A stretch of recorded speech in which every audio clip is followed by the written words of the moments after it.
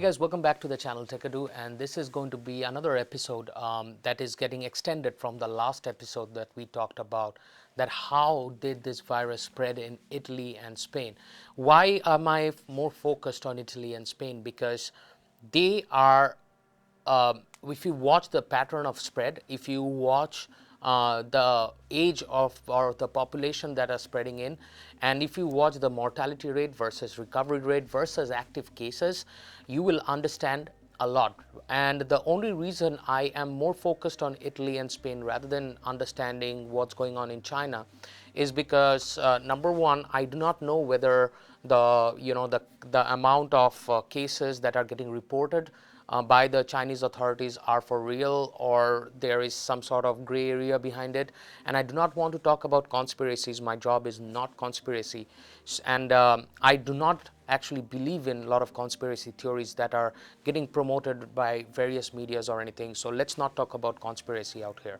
And my whole theory is that if we watch this, if we understand Italy and Spain, and if you want to learn about this virus more, you have to look into patterns. You have to go through epidemiology. You have to understand why, how, and what is the reason behind the spread. Okay, so this episode, in the last episode, we covered how it spread, and this episode we are going to talk about why is there more mortality in Italy and Spain versus other countries.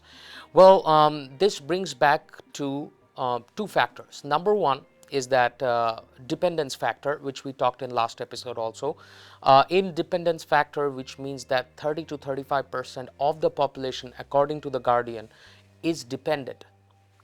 When it comes to dependency factor, what happens is that in that family, a family has a lot of stages, the last stage being the contractive phase. In a contractive phase, where in a family is in a contraction, which means that they are on their last phase of depletion and stuff like that. So we are going to talk about the third stage in a family. So in that way, you will understand that how this plays a major role in the spread of the virus. Family has 5 stages. Number one is independent, number two is coupling, number three is parenting, number launching of adult children, and number five is retirement. So if in this 5 stages, if you coincide these 5 stages together, and if everybody shares the same kind of shed, there might be a very interesting factor which we can discover. Imagine this scenario that like there is one member in the family that is in their retirement phase. There is one member who is in their releasing phase, and there is one member who is not independent and hence dependent.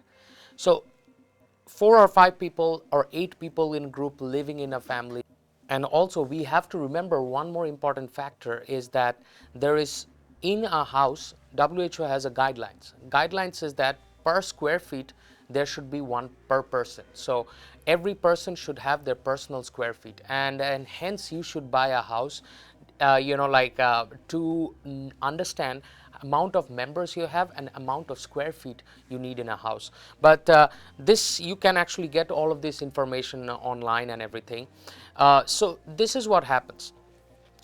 Infected people from 19th of Feb and 8th of March that came in touch with people, those who were already infected with the virus, comes back home. Releases the virus in incubation period, because there is no certain incubation period for this, and spreads this across the house. Now, as a common theory or anything, you will see that what happens when a child is sick.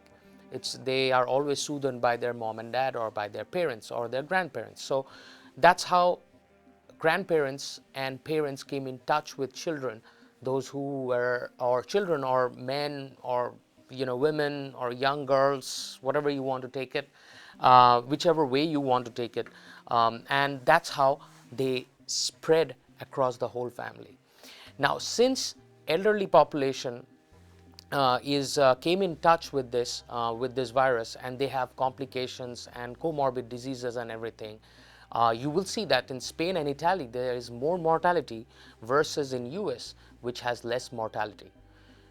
In US, there's a different pattern of family system. The pattern is this, that most of elderly people, they spend their life in a resident home. Most of the elderly people are separated and given a separate housing compared to the families, to their main family. So hence brings us to new topic of nuclear versus joint family system, and a lot of Asian culture, people from Asia, people from Europe, they do not believe in nuclear family system. Nuclear family system is more propagated and they are more talked about in US, while joint family system is more talked about in in Europe and other parts of Asia. But there is a one very key important thing that you guys need to know. You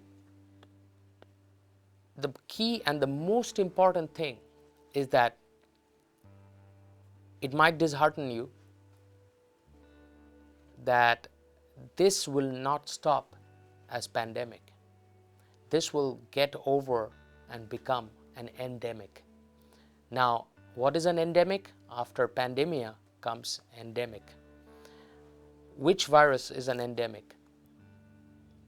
If you know which virus it is, write down in comment section below. Let me see whether you guys are following or not. Write down in comments below which virus is now considered as endemic. And see you guys on another episode.